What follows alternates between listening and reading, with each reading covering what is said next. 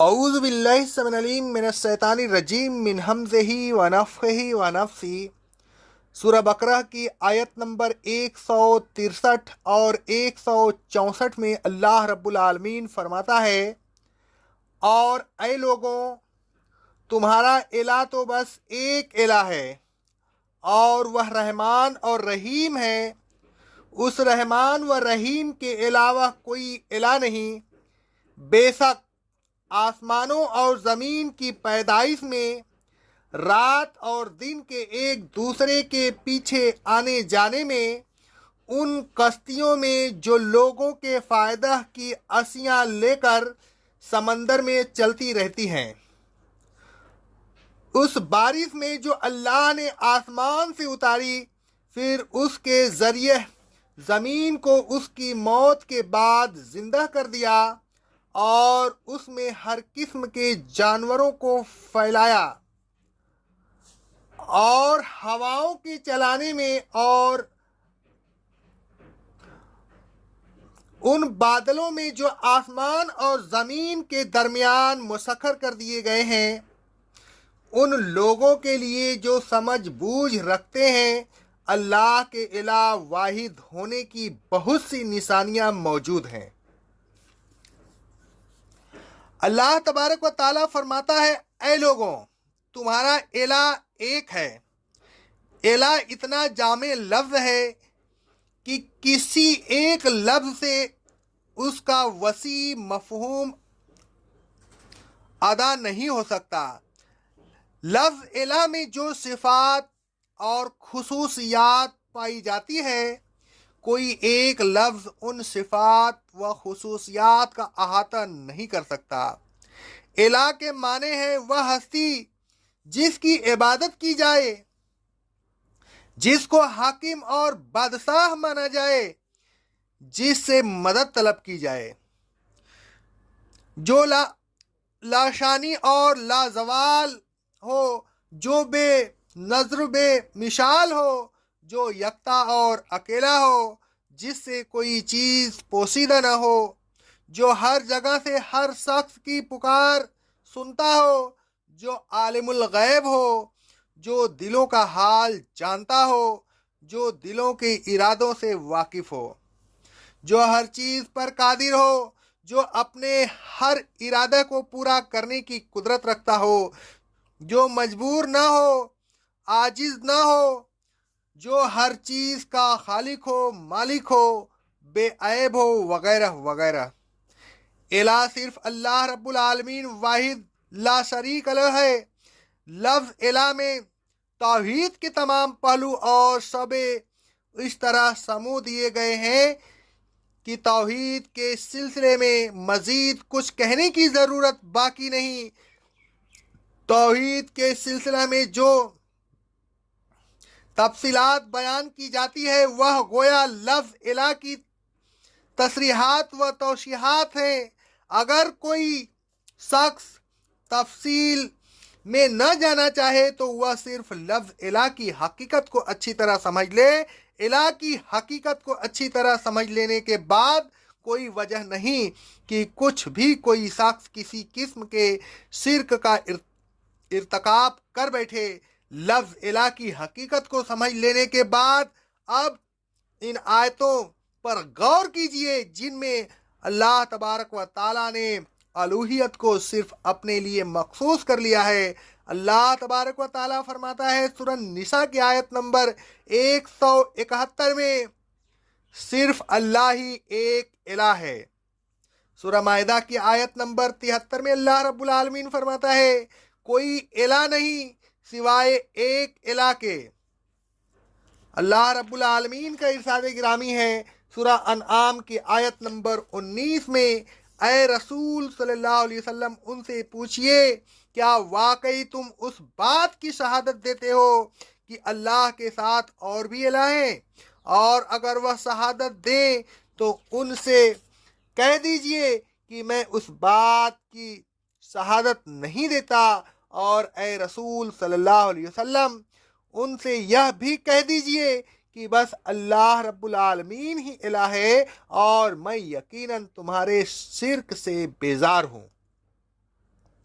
اللہ رب العالمین فرماتا ہے سورہ ابراہیم کی آیت نمبر 52 میں، یہ قرآن مجید لوگوں کے لیے ایک پیغام ہے تاکہ ان کو اس کے ذریعے ڈرایا جائے اور وہ جان لیں کہ اللہ ہی بس ایک الہ ہے، اور اس پیغام کا یہ مقصد بھی ہے کہ اہل عقل نصیحت حاصل کریں۔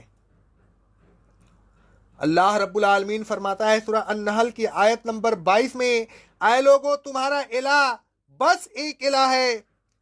قلب سلیم رکھنے والے تمام لوگ اسے تسلیم کرتے ہیں، البتہ جو لوگ آخرت پر ایمان نہیں رکھتے ان کے دل اس چیز کا انکار کرتے ہیں اور وہی لوگ در حقیقت سرکش ہیں۔ اللہ رب العالمین فرماتا ہے سورہ النحل کی آیت نمبر 51 میں، اللہ نے یہ فرما دیا ہے کہ دو الہ نہ بناؤ، الہ تو بس ایک ہی ہے اور وہ اللہ ہے۔ اس نے یہ بھی فرمایا ہے کہ بس مجھ ہی سے ڈرو۔ اللہ رب العالمین فرماتا ہے سورہ القحف کی آیت نمبر 110 میں، حامیم السجدہ کی آیت نمبر 6 میں، اے رسول صلی اللہ علیہ وسلم آپ کہہ دیجئے کہ میں بھی تمہاری مثل ایک انسان ہوں، البتہ میرے پاس وحی آتی ہے اور تمہارے پاس وحی نہیں آتی، میری طرف یہ وحی کی گئی ہے کہ تمہارا الہ بس ایک الہ ہے۔ اللہ رب العالمین کا ارشاد گرامی ہے سورہ انبیاء کی آیت نمبر 108 میں فرماتا ہے، اے رسول صلی اللہ علیہ وسلم کہہ دیجئے کہ یقیناً مجھ پر وحی کی گئی ہے کہ تمہارا الہ صرف ایک الہ ہے، بتاؤ کیا اس بات کو تسلیم کر کے تم مسلم بنتے ہو یا نہیں۔ اس آیت سے ثابت ہوا کہ جو شخص توحید پر قائم ہے بس وہی مسلم ہے۔ اللہ رب العالمین سورہ حج کی آیت نمبر 34 میں فرما رہا ہے، اے لوگو تمہارا الہ بس ایک الہ ہے، لہذا اسی کی اطاعت کرو۔ اس آیت سے معلوم ہوا کہ الہ وہ ہے جو اطاعت مطلق کا حقدار ہو، جو اکیلا متا ہو اور جس کی لامحدود اطاعت میں کوئی دوسرا اس کا شریک نہ ہو۔ اللہ رب العالمین کا ارشاد گرامی ہے سورہ العنکبوت کی آیت نمبر 46 میں، اے ایمان والوں کہہ دو کہ ہم اس کتاب پر ایمان لائے جو ہماری طرف نازل ہوئی ہے اور اس کتاب پر بھی ایمان لائے جو تمہاری طرف نازل ہوئی تھی، یہ ہمارا الہ اور تمہارا الہ ایک ہے اور ہم اسی ایک الہ کے مسلم ہیں۔ سورہ الصفات کی آیت نمبر 4 میں اللہ رب العالمین کا ارشاد گرامی ہے، تمہارا الہ یقیناً ایک ہی ہے۔ اللہ رب العالمین فرماتا ہے سورہ صاد کی آیت نمبر 65 میں، اے رسول صلی اللہ علیہ وسلم کہہ دیجئے کہ میں تو صرف ڈرانے والا ہوں، الہ نہیں ہوں، الہ تو کوئی نہیں سوائے اللہ رب العالمین اکیلے کے جو بڑا زبردست ہے۔ اس آیت سے معلوم ہوا کہ رسول صلی اللہ علیہ وسلم بھی اللہ تبارک و تعالیٰ کی الوہیت میں مطلقاً شریک نہیں۔ اللہ تبارک و تعالیٰ اکیلا معبود، حاکم، شارع، حاجت روا اور مشکل کشا ہے۔ رسول صلی اللہ علیہ وسلم تو بس اس حاکم حقیقی کے احکام پہنچانے والے ہیں، اور یہ منصب انسانیت کا بلند ترین مقام ہے۔ اللہ رب العالمین فرماتا ہے سورہ بقرہ کی آیت نمبر 255 میں، اللہ تبارک و تعالی ہی الہ ہے، اس کے سوا کوئی الہ نہیں، وہ زندہ اور قائم رہنے والا ہے۔ آگے اللہ رب العالمین فرماتا ہے سورہ آل عمران کی آیت نمبر 18 میں، اللہ گواہی دیتا ہے کہ اس کے سوا کوئی الہ نہیں۔ سورہ طٰہٰ کی آیت نمبر 98 میں اللہ رب العالمین فرماتا ہے، اے لوگو تمہارا الہ تو بس اللہ ہے، اس کے علاوہ کوئی الہ نہیں۔ سورہ محمد کی آیت نمبر 19 میں اللہ رب العالمین فرماتا ہے، خبردار ہو جاؤ کہ اللہ کے علاوہ کوئی الہ نہیں۔ الغرض قرآن مجید میں متعدد مقامات پر اللہ تبارک و تعالیٰ نے اس بات پر زور دیا ہے کہ الہ کوئی نہیں سوائے اللہ رب العالمین کے، وہی سب کا الہ ہے، وہ رحمان بھی ہے اور رحیم بھی، اس کی توحید کی نشانیاں تو ہر چیز سے عیاں ہے۔ آسمانوں اور زمین کی پیدائش میں، رات اور دن کے ایک دوسرے کے پیچھے آنے جانے میں، سامان سے لدی ہوئی کشتیوں میں جو سمندر میں چلتی رہتی ہیں، آسمان سے بارش برسانے میں، زمین کو خشک ہو جانے کے بعد سرسبز شاداب کر دینے میں، جانوروں کے روئے زمین پر پھیلا دینے میں، ہواؤں کے چلانے اور بادلوں کے معلق کر دینے میں، گرد یا کی ہر چیز میں اس کی قدرت کی نشانیاں ظاہر و